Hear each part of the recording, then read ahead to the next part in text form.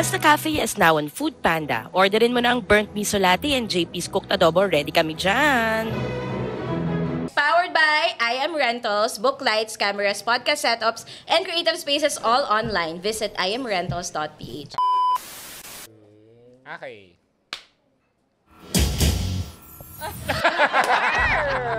On cue.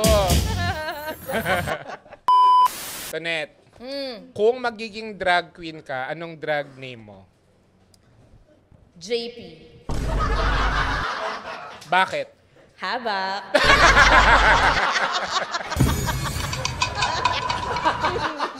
Ikaw, ano? O, tanong mo, sagot mo, ah. Tonet. Corny. Wag na yun. Ang alam ko na, Jay the One.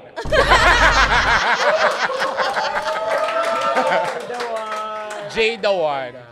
Yung guest natin ngayon, kung drag queen ka. Okay. Kung drag queen ka ngayon, anong drag name Hindi mo? Basta. Wow! Thank you naman sa pag-promote, ha? Libre na yung adobo niya.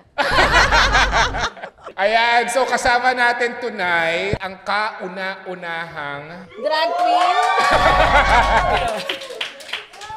tumapak sa moon. Oo! Siya. Yung nakikita niyong yung nababalitang hindi yun yung totoong una. Ano yun? Staged yun? Yes. Staged Fake talaga news. yun. Fake Oo, news fake news yun. Sa Hollywood lang yun eh. Oo. Galing yun sa Uniteam eh. I'm sure. Wala naman akong duda. Oo. Ayan, away-away tuloy sila. Yun na nga lang yung plataforma nila. Oo. Hindi pa naayos. Hindi pa na tuba. Baka di alam yung meaning. Anyway. Sigurado. So, ang kasama natin tonight, second na ba to or third? Second.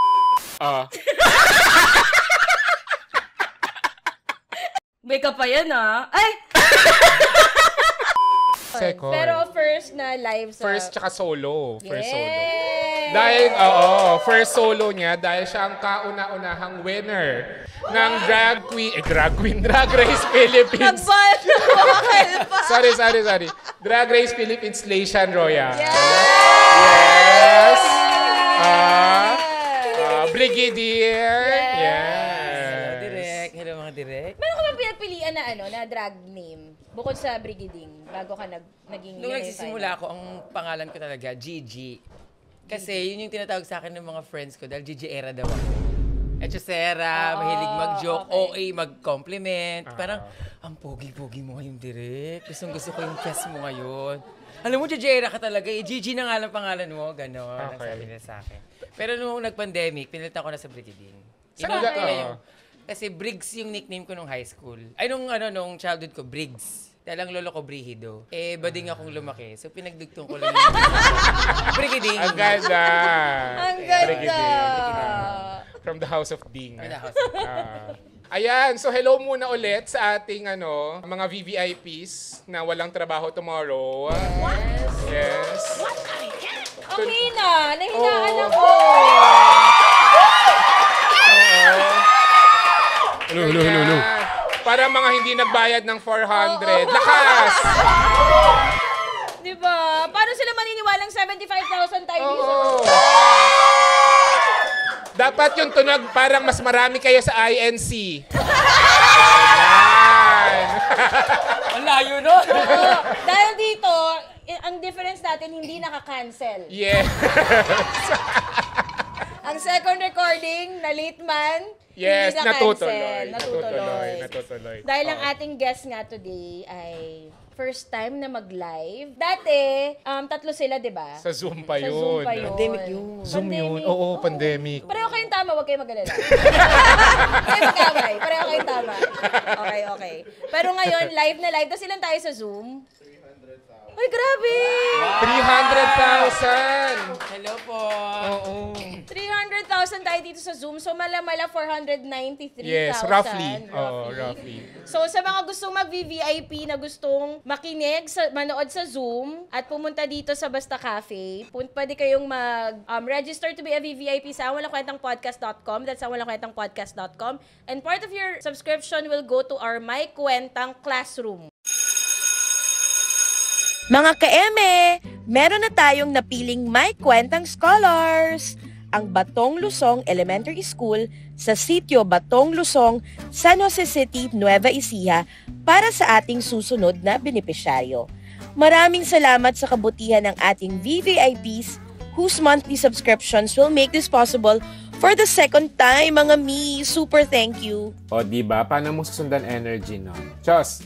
Kaya naman, sama-sama natin silang bisitahin ngayong December, bit-bit ang mga pasalubong at mga pamasko natin para sa mga estudyante ng Batong Lusong Elementary School. Follow nyo lang kami sa aming mga social media pages para sa mga susunod na mga announcement. Muli, maraming salamat sa lahat ng napakabait na mga VVIPs. Thank you mga ka-eme! Yes! Napupuntahan natin sa December 13 sa Nueva Ecija. So, yung sa mga ka-eme na gustong maging mabuting tao. Na magkaroon kayo ng kwenta man lang. Kahit isang araw lang. Please, guys. Isang araw lang tong hinihingi namin. Pwedeng mag-volunteer papunta sa Nueva Ecija. Pero ano to, kay KB. Kanya-kanyang punta to. Pupunta talaga? ba? Charing na. Tsaka tayo walking, alay lakad to. Field trip! Alay lakad. Oo, alay lakad. Pero ako mauna na ako doon. Hindi ako maglalakad. So yun nga, punta lang kayo sa @ediblekpstuffs. Doon namin i-release yung announcement sa mga gustong mag-volunteer para sa pagpunta natin sa Batong Lusong, sa elementary school sa Nueva Ecija. Yun yung kick-off natin kasi i-renovate natin yung classroom nila. With the help of all the ka-EMS. Yes. Ang dami na nag-ano. Oo, salamat sa mga nag-donate ng classroom tuloy. Ng libro, ng laptop. Tapos meron tayong architecture firm. Yes. Na sila yung gumawa ng plano for free. Thank you, guys. Lalabanan natin yung architecture ng Sydney Opera House. Isang classroom lang yun, nakaganon yun. Gulat sila. Oo, 10. Labanan natin. So, thank you, guys. Para lang pakitaan natin yung DPWH. Oo, parang this is how you do it. This is how you do it. The KMS will do it. Sydney Opera House. Yes. In Batong Lusong. Batong Lusong Opera House. Taray! Anyway, sige, pakilala muna tayo. Okay. O, ikaw na muna. Ako si Tonet at kasi O-Bar memes tayo di ba? Yes. Sino na nakapunta dito sa O-Bar? Sinong hindi pa nakapunta? Ay, homophobic. Pag di pa kayo nakapunta doon, it can only mean one thing. Oo, yun lang yun. Kayo. Either homophobic kayo or transphobic kayo. Yes. Oh my God!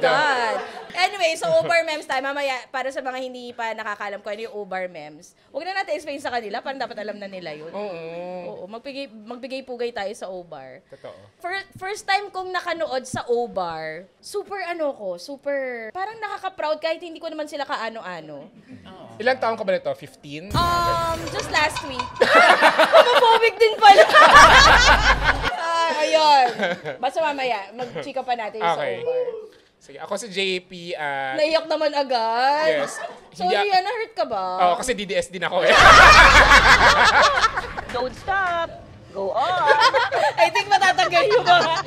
Marami matatanggal dito. DDS, Ding Ding Slayer. Ganda. Okay, ako si JP at first time kong makapag-O-Bar. Matagal na yan kasi bakla ka. Bading! Actually, may... Bakla ka direct? No, may internal homophobia lang. So, kahapon lang. Welcome. Thank you. Salamat sa pag-welcome sa akin sa inyong community. Medyo mahal yung membership fee, no? Baka next week, baka next year hindi na ako renew ng membership. Minsan naman nire-renew lang yun tuwing Pride. Tapos after nun, okay na. Ano lang yun, 1 day lang. Activation fee ba? Yes. Tapos you have 30 days to cancel. Yes. No. Ngayon 7 days na lang. Okay, at ang ating very special guest na naging bakla lang last week din. Oo. Sino yun? Go. Hello everyone, my name is Briding, Drag Race Philippines Legend Royale Drag Superstar. At aamin na po ako, DDS din po ako. Yun na, Ding Ding Slayer. Yes! Yes! Yun talaga yung DDS natin. Oo. Kailangan natin DDS. i-ano Oo, dito. yun yung DDS. Ding, ding, slay. Yes, okay. At ito ang Walang Kwentang Podcast! Yes. Watch it first on YouTube. And powered by I Am Rentals. Yes. Ito sa mga Yun. namin, Mike. Okay. Thanks. So, ang natin ay O-Bar Mems. Yes. Sa O-Bar ka ba nag-start? Hindi, sa Malate. O sige, Malate Mems Malate tayo. Mems na tayo. Ay, malungkot doon. Kasi naman, pero medyo papatay na yung Malate nung time na pumasok Sino ako ang doon. pumatay? Hindi yung gusto ko malaman. Parang may nanunog. Carla, wala akong alam. Bata pa ako noon. Huwag niyo po akong balikan. Wala akong alam. Balita lang yun. Balita lang. Chismis lang. Oo. Pero yun, parang papatay na nung nag-audition ako sa Malate. Tapos dahil nga walang masyadong foot traffic, dahil naglipat na ng Ortigas yung O-Bar, nag-decide na ako na lumipat dun sa O-Bar sa Ortigas. Wait lang, ang O-Bar ay... Nag-start sa Malate. Malate talaga siya. Hindi ko siya alam, sorry. Yung Hindi ako bakla. Homophobic. I'm just straight, sorry. So yun, nung nag-over ako, 2013, 14 na. Oh my Nag-start God. ako 2013 eh. 22 lang ako noon. Ako din. Offend na offend ah! Gulat na gulat ba? 2013 lang. Okay. Matagal na rin. Oo. Nag 10 years, nag more than 10 12 years. 12 na. years 12 na. na. Okay. Ay, sa Malate yun or sa ano? Sa O-Bar. Sa Sa Ortigas. Sa Ortigas. Sa Ortigas. Alam mo, minsan talaga. Ortigas. Oo. Ortigas. Hirap Okay. minsan din. Oo. So, meron ka ng stockholder ka na ba sa O-Bar? Hindi naman maraming stockholders ang O-Bar. Ang mga talaga stockholders yan, sila Precious, sila Eva Papaya, sila Katkat. Yan ang mga mother na inabutan ko nung pumasok ako sa O-Bar. So, sinasabi mo bang matanda na sila? Hindi Hindi nagkakalayo yung mga pa. age, hindi Oo. nagkakalayo yung mga itsura. Charla. Pero sila talaga yung mga peak nung time na yun. Yes. Talaga Oo. naman pag pumasok ka sa O-Bar, sila yung parang face ng O-Bar. Na mapapanood mo si Lady Gaga, si Beyonce, si Tina Turner. Si Eva Papaya, si Eva Totoo. Ay, yung mga impersonations talaga. Yes. Best drag show. Anong pagkakaiba nung O-Bar nung nag-start ka sa O-Bar ngayon? Well, nung time na yun talaga, siguro mas kwela, mas makulit backstage. Sinasabi mo bang? Boring na sila ngayon? Wala na kasi ako dun eh. Ay, alam mo, mahirap talaga yung mga live na ganyan eh. Please lang po, Wala ka na dun ngayon at sabi ng O-Bar, mananatili kang wala dun. Kaya nga wala na ako dun eh. Hindi, joke lang. Nung time kasi na yun, walang drag race. So, walang sense of competition na kailangan mas masikat ka para may chance kang mapansin, ma-post, or mas magkaroon ng marami opportunity. So, patay-patay lang kayo. Pupunta kayo sa show para mag-perform, magre-rehearsal kayo ng maaga, show, inuman pagkatapos, tas uwian na. Yun lang yung buhay namin. So, mas livelihood siya. Ngayon, parang mas, parang mas paangat yung career. So, mas mataas yung competition ngayon. Oo, for Nakakatulong sure. din. Oo. Nakakatulong din naman. Siyempre, ang nananalo doon, yung mga pumupunta Totoo. ng mga, help me out. Parokyano. Patrons! Yan, parokyano. Mga parokyano. Ako ba? Bakla. Sorry. My God, to na daw ni homophobic. No to Soji Bill.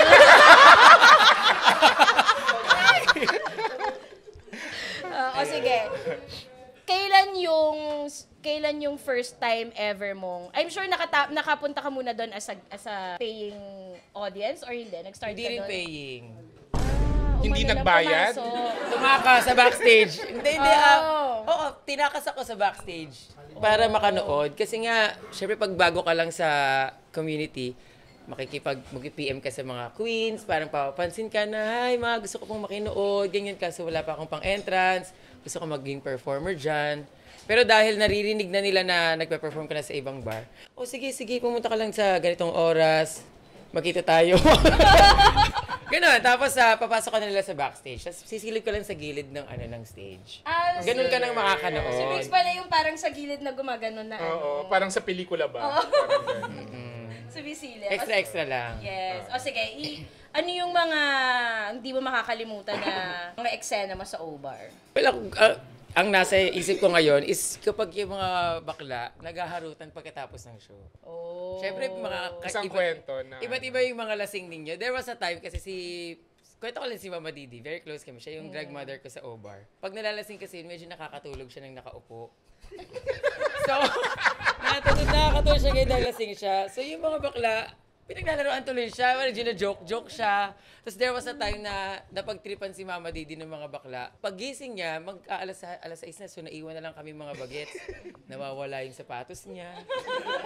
Nawawala yung shorts niya. Umuwi siya ng naka-dancing shoes. Nag-drive ng kotse, naka-dancing shoes, at naka-pek-pek shorts. Tinuot niya yung costume kasi mawawala yung shorts niya dahil late siya nakapagbihis. So yung mga bakla na pagtripan. So may mga ganun na normal sa amin. Siyempre magkakaibigan naman kami. Minsan pa nga may time na na kakain kami sa labas kunyari. So kakain kami sa karinderya kinabukasan pagkatapos ng show. Pagising mo dahil lasing kang pupunta ng karinderya, pag uwi mo, yung backpack mo, may dahon, may tira-tirang ulam, at hindi nakabalot, nakapasok lang sa bag mo. Oh my God! Ang baho! Mabaho. Panis talaga, girl. As in. Akala mo, stocking sing mabaho sa bag mo, yung pala ulam. Meron pa nga, hollow blocks. As in, di ba may mga tile, yung parang tile blocks na Kasi pag uwi mo, pag pasok mo ng bahay, may kita mo merong bloke ng ng semento, may boteng walang laman, gano'n. So yun yung mga nakakamiss na na mga I think kaya tayo wala tayong karapatan tulad ng iba.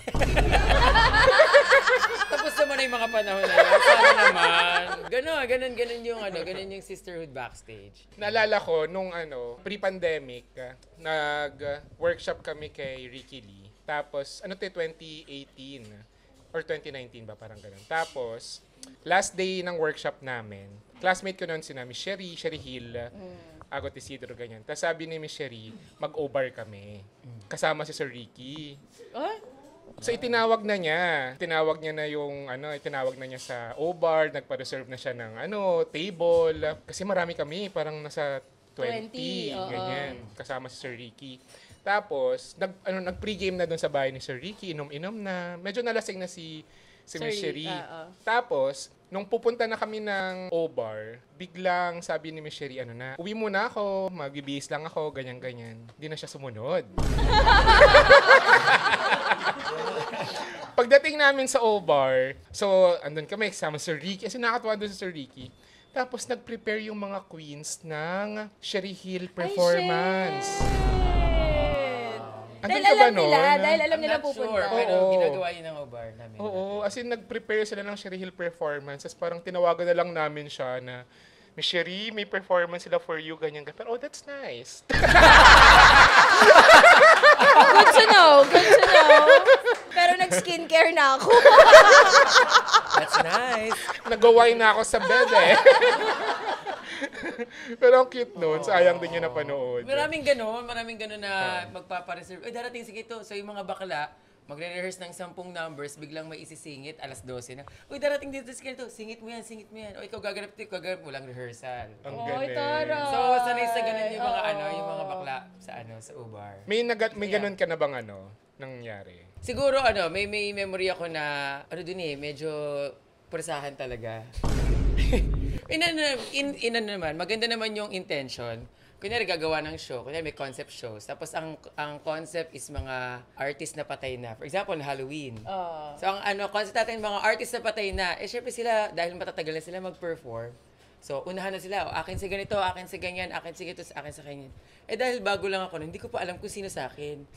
So ibibigay nila sa akin, Francis M. So paano ako magda-drag makeup is Francis M? Hindi naman ako marunong pa mag-copy ng mukha ng mga tayo na yun. So parang may mga chances lang na in 1 week or in few days, kailangan mong mag-aral ng piyesa, magkabisado. Kahit hindi ka komportable. Pero I think naman, maganda yung naging effect sa amin kasi mas naging versatile kami. Yun naging training. So tinuloy mo yung Francis M? Tinuloy ko pa rin yung Francis M, pero hindi ko alam kung kamukha ko. Nung nagra-rap-rap ka ng gano'n, no? Tapos di mo kabisado. So yung mga gano'n. Pero, well, gano'n talaga, di ba? Sinong pinaka-memorable niyong naging guest sa audience na pinaandaran niyo? Or pinaka-bonggang siya yung nagpaandar sa inyo? Well, I remember whenever Ann Curtis is there, syempre buhay na buhay yung mga bakla. Laging may performance si Kat na gagayahin niya yung performance ni Ann Curtis na Umbrella sa Showtime, nag-Rihanna sa Showtime. So yung mga ganon. Bang Bang, no? Nung dumating si Ariana Grande tsaka si Jessie J. Oh? Oo, there was a time. Talaga? Silang dalawa?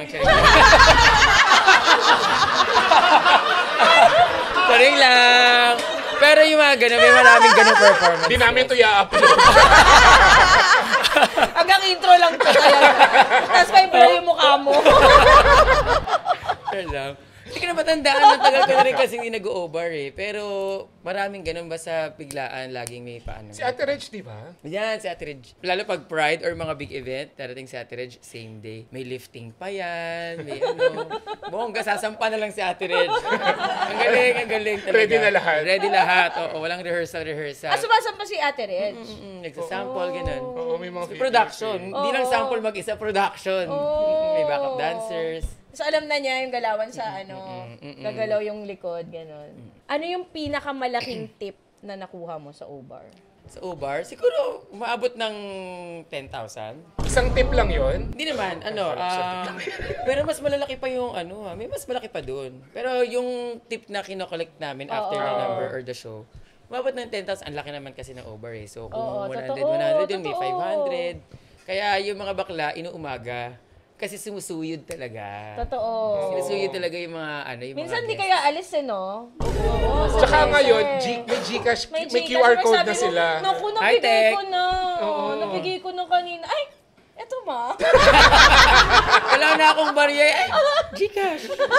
Medyo masama kapag marami kang kilala na medyo talented. Totoo. Maubusan ka. Oo. Pero laking help nun kasi compared naman dun sa tip, medyo sakto lang talaga yung yung TF kasi. Oo, correct. Pero okay naman dahil regular, 5 days a week from Wednesday to Sunday. Pwede na rin plus yung tips gabi-gabi. Tsaka pwede kayong makuha sa ibang events. Diba? Kasi private events, ganyan. ang daming nanonood, so dun sila makakita ng ganong kagandang show. Dadaling ka nila sa mga events nila. Birthday, kasal, Yes. corporate. Libing. Naka-ano ka na? Hindi pa naman.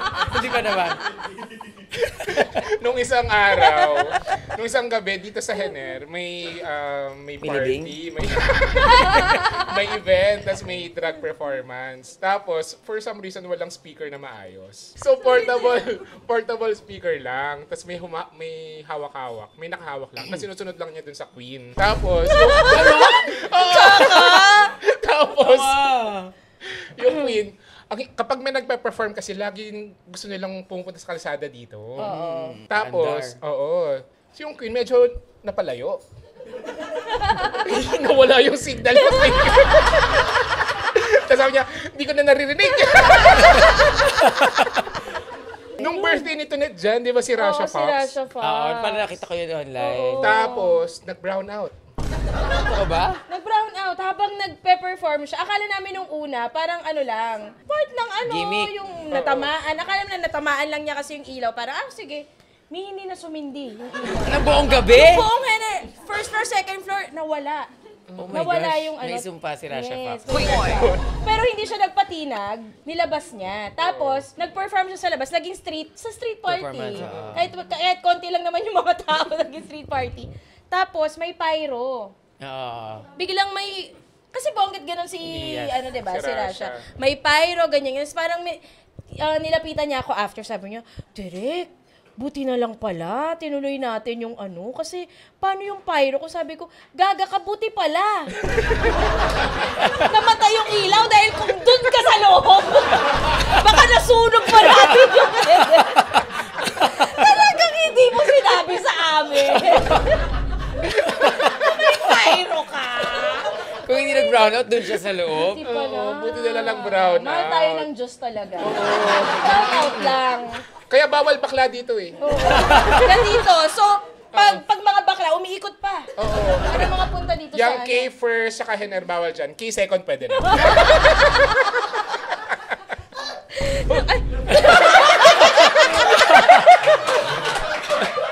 Maniningil kami mamaya.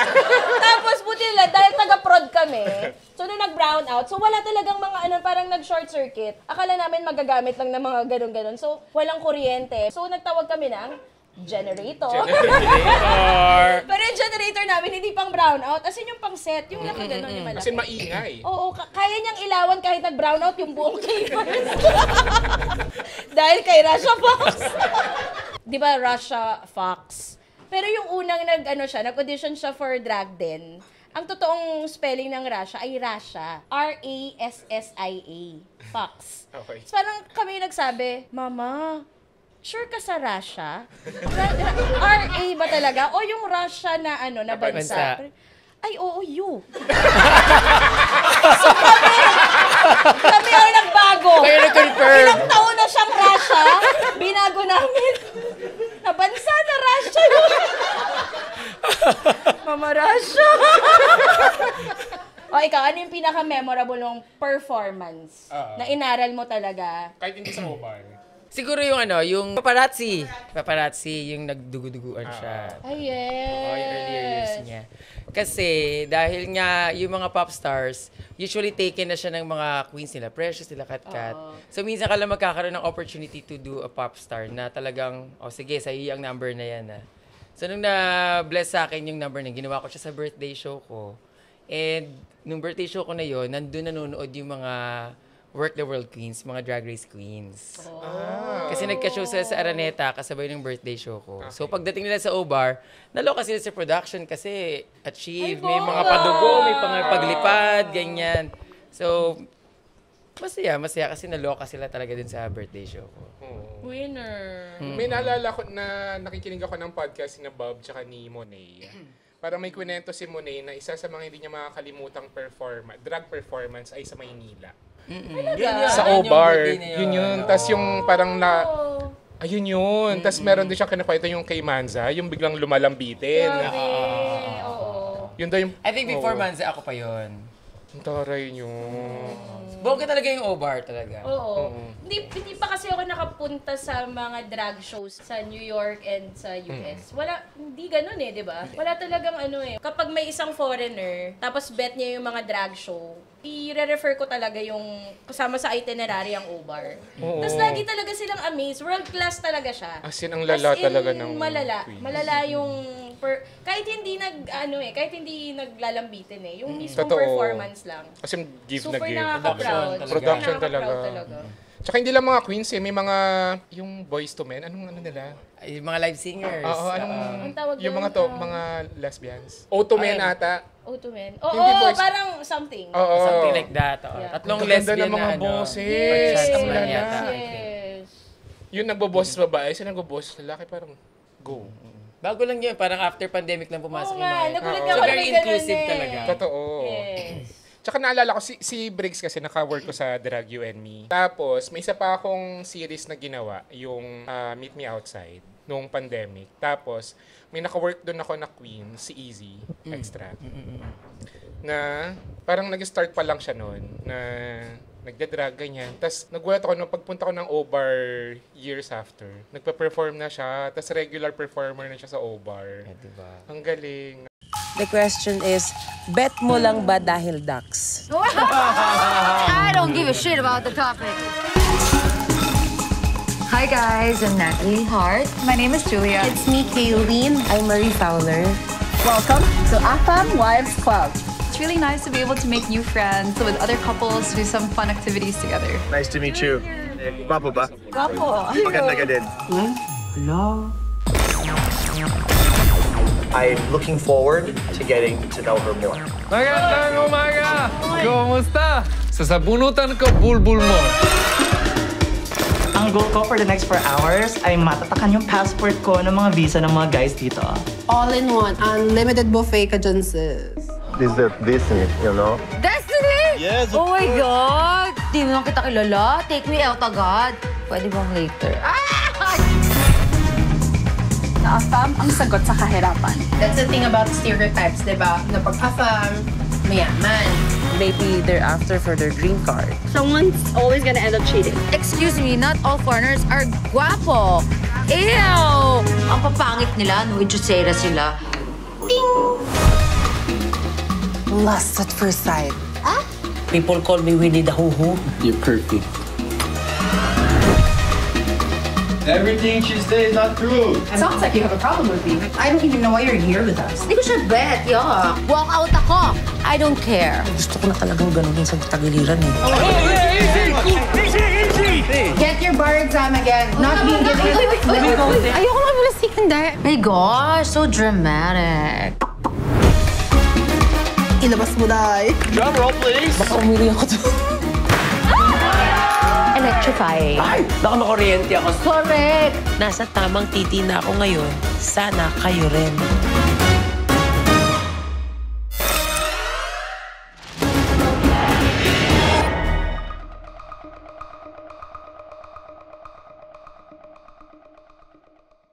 Tapos ang pinaperform nila nun ay yung Six the Musical. Ay, taray! Culture shock! Diyan mabilis yung O-bar, basta uso. Basta uso, pagkalabas pa lang yan, tinin nyo, pagdating ng Miss Universe, kung anong production dun, yun ang gagawin. Yeah. Kapag may bagong music video, yun ang gagawin. Paunahan sa O-bar. Pero paano yun? Ikaw magsasabi, days before, na ito yung pe-perform, para hindi magpareho. Tapos ipaparehearse mo na yun, syempre, hihilutin mo na yung mga dancers, yun, bibigyan mo na ng tip ng konti. Oy, ito na yung gagawin natin ha. Ako nang gagawa nitong number na to ha. Ganun. Minsan nga, may bagong music video, tapos sikat na sikat yun, paunahan na rin yan sa mga mananahi. Paggawa ko ng ganitong costume. Wala pang music video, hindi pa naaral yung pyesa. Paggawa ko ng outfit yan. Para sila na agad yung mauuna. May ganun ka? Hindi ako masyadong maganon kasi. Hindi agad ako nauunahan kasi nga yung mga mama laging nauuna. So may gusto ka bang sabihin kina-pressure? Hindi talaga namang talaga nung time na yun talagang sila talaga yung mga mothers talaga sila. Kaya deserve nila yung mga nila ngayon, title nila. Totoo na. Totoo din. Pinaghirapan din nila yun. Talaga. Tsaka ang dami laging nagva-viral bigla na over na performance. Na kahit tsaka yung pagkakaano. Yung kay Kat, yung Let It Go. Yan, Grabe yung Let It Go. Mapinaglaruan yung... Tsaka yung kay Sarah, nung yung nag-walkout siya, hindi, yung... Alin? Yung nag-walkout siya sa concert. Pati yun, sa concert ginaya. sa LA, oo. Nag-walkout siya sa LA na concert, hindi niya natapos, Forever's Not Enough. Kasi nga Forever's Not Enough. Totoo ba? Nakakaalam nun, yung nag-walkout si Sarah, ang ba yan? Lalagay ko yung dito, lalagay ko yung clip sa edit. Pakilagay editor. Pati yung, for example, merong awards night si Cardi B na meron siyang binato ng mic. Ginawa rin niya. Ginawa rin niya sa performance. Yung mga ganun, Anong memorable mo na experience with an audience? Siyempre, yung manonood ka, habang nagpe-perform ka, bubulong ka dun sa kating, check ko yan. Yun na naalala ko ngayon. Ang cute kasi sa feeling na parang hindi ka nila kilala, hindi nila alam na performer ka. Siyempre, before Drag Race pa to, before pandemic. So parang mag-perform kang ganyan, tapos makikita mo yung isang guy din, ay, hindi niya alam ako yun. Mga ganyan, mga sweet moments lang. Tapos pagka baba mo sa kanila, hinggan mo sila ng tip. Tama lang. Tama lang. Deserve, oo. Rude naman na nangyari sa'yo. Hindi, may mga ganyan. For example, hindi nila sinasadya na nananabunot. Yung sobrang feeling close. Feeling ko sinadya yun. Hindi, may mga nananadya talaga. Ng mga ingitera. Or parang may mga... Gusto ko yun. Mas gusto ko yun. Ayan, mga homophobic. Pupunta hindi doon? Ikaw. Ayan. Hindi ikaw. Hindi, may mga ganun talagang instances. Pupunta sa over, tapos homophobic? Ano hindi, ba yun? napilit lang. Or alam mo yun, parang hindi talaga nila tanggap yung na ganung... Basta internal homophobic na. Sabay tingin sa'yo. Ganun talaga. Oo. So ano mga ginawa? O kaya, peke yung binibigay nilang tip. Ayan. Kasi minsan may mga numbers na kunyari nagpapaagaw ng pera yung mga queens, di ba? Yung number, kunyari, mga Diamond Star Girls Best Friend, papaagaw ng pera. Tapos yun yung ipang titip sa'yo. Mga o kaya prop resibo. money. ganun. So, syempre nakaka-offend siya, pero dahil sanay ka na lang, ano pa bang gagawin mo? Tsaka syempre, hindi mo makikita after Hindi mo na makikita after pa makikita. So, yung mga ganung playtime na hindi nila alam na nakaka-offend siya in a way. Oo. Meron na bang napikon na audience? Oo, may mga ganun. May mga nag-aaway nga. For example, nagbabatuhan ng yelo. Pero wala namang wala namang humamon. Ano to? Stage tapos nagbabatuhan ng Hindi naman ganon. Pero may mga moments na audience, yung mga nag-aaway. Pero yung queen to hindi naman. Nag-aaway? Nag-aagawa ng lalaki, ganyan, nagtapataran. Sino yan? Hindi ko alam. May mga ganun. Mga mga patarayan, ganyan, pagandahan, ganun. Bakod-bakod ng mga aura, ganyan. Pero part of the culture siya, kaya ang saya. Ang sarap malaman, ang sarap mapanood. Parang, ang taray, no? Enjoy lang. Di ba? Bakla. Alam mo, kaya ako nagsimula manood ng Drag Race din, nung years ago, ay dahil nakakatuwa talaga yung away. Doon ako talaga na-hook yung away. As in, mga baklang nag-aaway on screen. Nangyayari talaga siya backstage. Talaga nangyayari talaga. Siyempre, pressured kayong lahat, kinakabahan kayo, may iba't iba kayong pinanggalingan, problema sa bahay, sa jowa, or whatever. Siyempre, pagka nakipagtarayan sa'yo yung mga kapwa queens mo, ay, bakla ka, sabunutan na lang tayo, pagalingan na lang sa stage. Ganun ang tarayan. Siyempre, pag mas matanda ka ng konti, like who?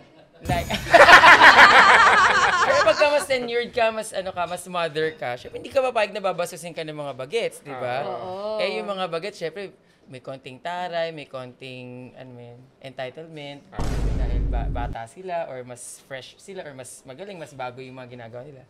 Sumasagot pa ba lang, ganyan. Bakit? Ay, award ka, girl! Mababato ka ng makeup, or whatever, ganun. Pero hindi dinadala to stage. Na-award lang pag mali-mali ka. Kunyari, pagdating sa stage, mali-mali ka, lalo kang award backstage.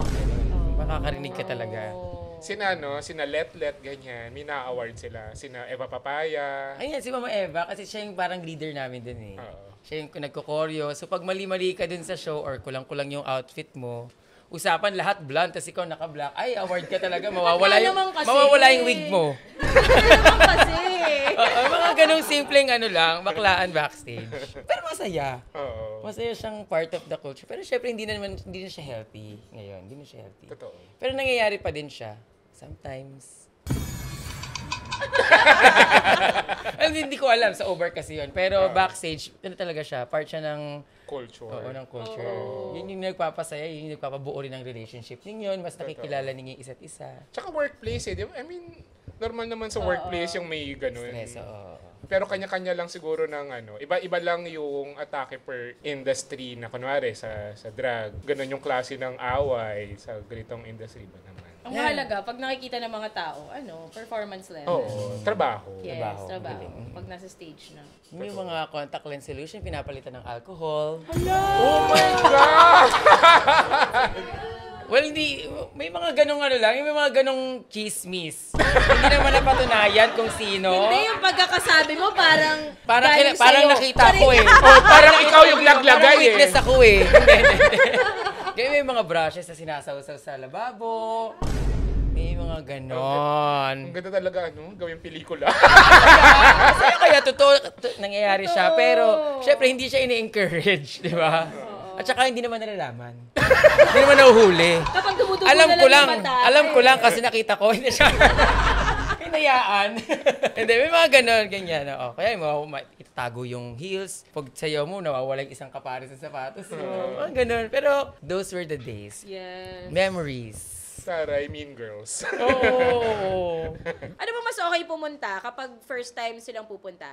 Friday night or Saturday night? Siyempre, Saturday night. Para medyo nakapagpahinga ka ng Friday night. Tapos Sunday night, pahinga ka ulit. Hanggang pwede kang putok araw. Oo, putukan talaga ng araw. Yes, pwede. Tsaka sa OBAR kasi parang nag-start ang performance ng 12 or 1 a.m. Diba? Hindi ko na kaya. Tapos matatapos alas 4 na. As in magsa-sunrise na. So yun, tuloy-tuloy yun guys. Hindi siya parang one performance lang. So umuulit hanggang makuhanan kayo ng tip. Sila hindi kayo nagbibigay. Hanggat yung natitira na lang sa inyo pang grab pa ulit. Saan ka na nagpe-perform ngayon? Sa rampa. Sa rampa na. Oo, sa rampa naman. So kung mga nasa QC kayo. Mag-rampa tayo, go. Oo. nga. Pero wala na dun sa, lumipat na, di ba? Oh, pero ano lang, sa tabi lang ng Karma at saka ng G-side. Yes. Makikita niyo, mga mukha nila, ang laki. Oo, Camila Precious. Pag naliligaw kayo. Ganun pa rin ba yung picture ni Venus doon? Yung parang may inaapakan. Oo, nakatungtong sa kawalan. Dapat may tatapakan siya doon na, dapat nakatapak siya sa R or something. Or sa pinto. Parang ganon. Dapat yun yung unang layout. Iba wala, parang lang siya nagulat. Hindi na tuloy yung original layout. Comedy King. Oo, ganon. Nauna yung photoshoot kesa doon sa tayo ng building. Hindi na in-adjust. Hindi na in-adjust. Ano namang best performances and moments mo sa rampa? Well, siguro ito na, nung nanalo ako ng Station Royale. Yes. Ganun lang, bagsakan lang tayo ng mga ano. Oo, ito nanalo na ako ng Station Royale kasi doon na naipon yung lahat ng mga fans, friends, and family. Tapos parang nag-gather siya sa isang venue. Tapos, kasi nung nabuo yung rampa, after yun ng season 1, season 3 siya nabuo. So, tinatrabaho namin. Rampa. Hindi ko in-expect na magiging queen ako or mananalo ako or magkakachance ako ulit. Na sumali sa isang competition. Siyempre, nung season 3, akala mo tapos yung season mo, yung time mo, talo ka na. Yan, sila na yung chini-cheer mo, sila na yung hino-host mo sa mga viewing parties. Hindi ko in-expect na magkakachance ako at mananalo ko. So, very heartfelt siya na, it's my moment, it's my time. Yun naman yung unang dream before season 1, di ba? Taray. Gaano ka-important sa'yo yung mga fans na sumusuport? Sobrang important. Sobrang important kasi for 12 years kong pagdadrag, nitong drag race lang ako naka-receive ng ganitong klase ng support. And I think lahat ng queens. Hindi nga lang mga nag-drag race pati drag din, pati lahat ng local queens, lahat may sarili-sarili ng mga GC, may mga followers na, may mga regalo na kapag may shows. So yung napapansin ka ng mga fans, napaka-importanting validation siya na minsan hindi natin nakukuha dun sa gusto nating makuhaan. Pero binibigay sa atin ng libre, ng kusa. In a different way. Oo, na-empower ka to work harder, do more numbers.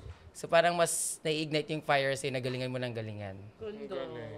Nung nanonood nga ako ng Station Royale, yung season, as in, di mo ko nanay, pero I'm so proud of you. Thank you, Direk. Kahit na-spoil ako sa IG na ikaw yung nanalo. Yung mga bakla din kasi. Na-spoil ka? Oo. Pero grabe, congrats. Ang Thank galing. you, Direk. Ang dami yung mga, may lip sync kayo din ni Venus yung blower. May blower siyang dala. Iconic talaga yung mga moments ng mga Pilipino sa Station Royale. Talaga namang tinayo natin ang bandera. Oo.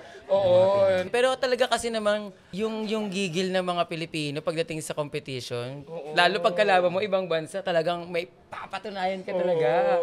Bit-bit mo talaga yung pamilya mo, lahat ng kanununuan mo. Paglalaban mo hindi nga about sa premye, talagang hindi. Ipaglalaban ko lang talaga yung pamilya ko.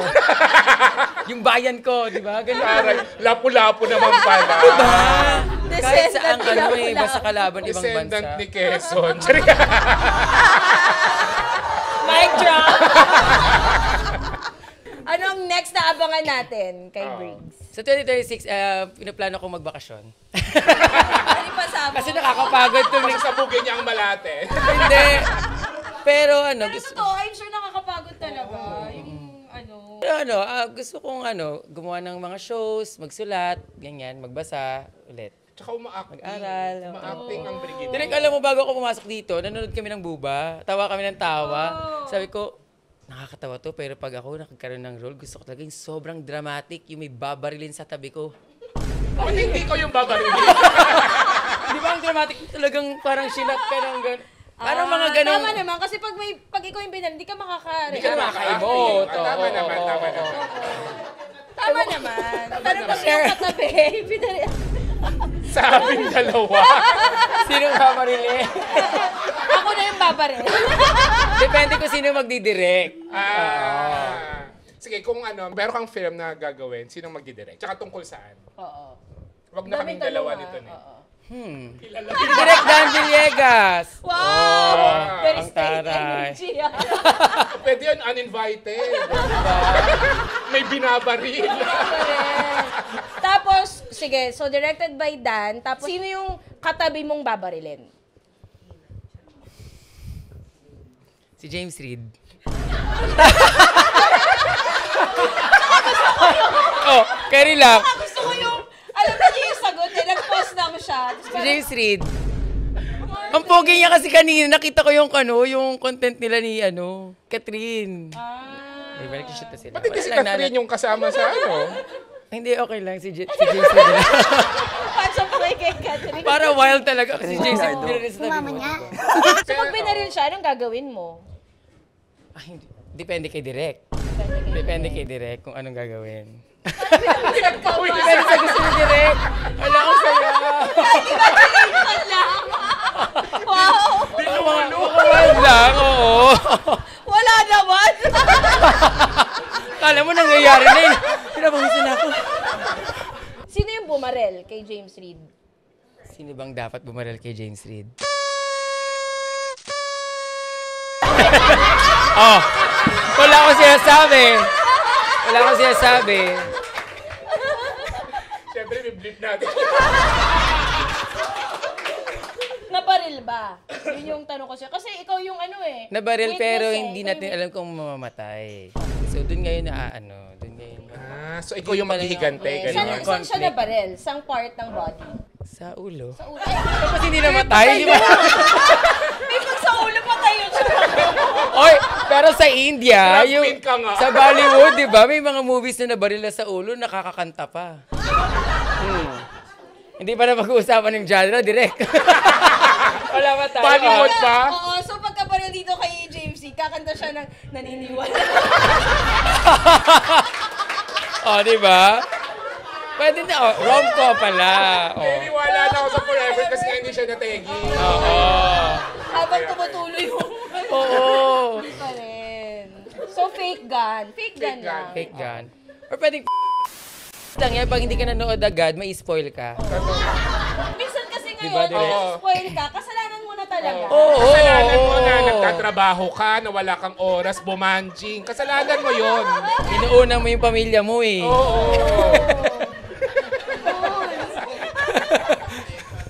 Oo. Hindi pa rin over. Na-imagine ko si James Reid sa tabi ko. Namay pa rin sa ulo. Pag nabaril siya, sasaluhin mo o natawag agad ng Hindi, syempre Kasi si Carrie sa And Just Like That, nung namatay si Mr. Bay, niyakap lang niya, hindi siya tumawag ng 911. Oo. Inuna ni Carrie ang yumakap. Ikaw, anong una mong gagawin? Tititigan ko muna. Syempre, for the last time, kailangan kabisaduhin yung mukha niya. Kabisaduhin yung mukha. Ito drawing mo ba? May exam ba? Kasi kung alam mo mawawala na yung di ba, yung isang tao, parang kailangan mong Memorizing. di ba, parang kakausapin mo. Uy! Maghuhuling habilin ka sa kanya. Maghuling habilin! Mamatay na kapag habilin ka pa! Siya dapat yung Wala. Kaya titingnan mo kasi may sinasabi nga, kumakanta pa nga eh. Kakanta pa nga eh. Habang naghihiga, naniniwala na. Siyempre, habang kumakanta siya, gusto niyo mo, sa'yo pupunta yung kanta niya, di ba? Sasaluhin mo yung kanta. So after mo siya titigan, tatawag ka na ba ng tulong? Sana, no? Kasi pwede pa ma-save eh. Pwede pa ba? Pag nabarila, nakakanta nga eh. Minsan kasi, ano lang naman to? Oo, utak lang naman yun. Minsan ano to? Oo, minsan Hindi yung naman utak. sa puso tinamahan. Depende naman sa pinagbaril. Oo. Mamaya ano pala? Yung Pellet. tsaka or sa ika-anim na utos. Water gun! Di ba? Oo. Kapag gano'n, ano ang title ng pelikula? Oh. Uy! Kanto!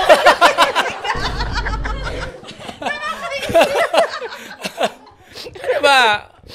Ito yung na lang, self-titled song yun na lang. Naniniwala na ako sa Forever. Haba naman, pag pinopromote nyo sa ASAP, Naniniwala. manood po kayo ng Naniniwala na ako sa Forever. N-A... Ay, nilagyan ng acronym. N-N-A-S-F.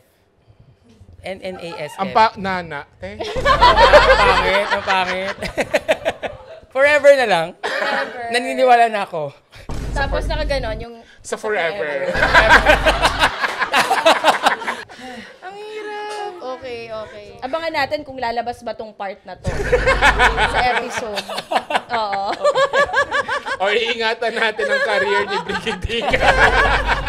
Pinabala mo kita direct. Hindi, lalagay namin pero maglalagay muna kami ng the views and opinions of Brigiding. Do not reflect. Ganun talaga kapag winner na. Oo, ganun pag winner. Ganun talaga kapag winner kung sino na. ang nasa taas, talagang pilit ibinaba Oo. ka. Huwag ka mag-alala dahil hindi ka na kailangan maghanap na mas malayo, kami na yun. Pero parang meron nang naiisip si Brigiding na drag queen na pilit siyang ibababa.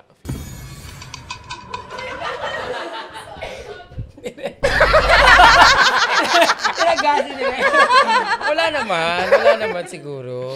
Siguro. Ay, meron? Kilala nyo? Ay. Ibababa ka na niya in 3,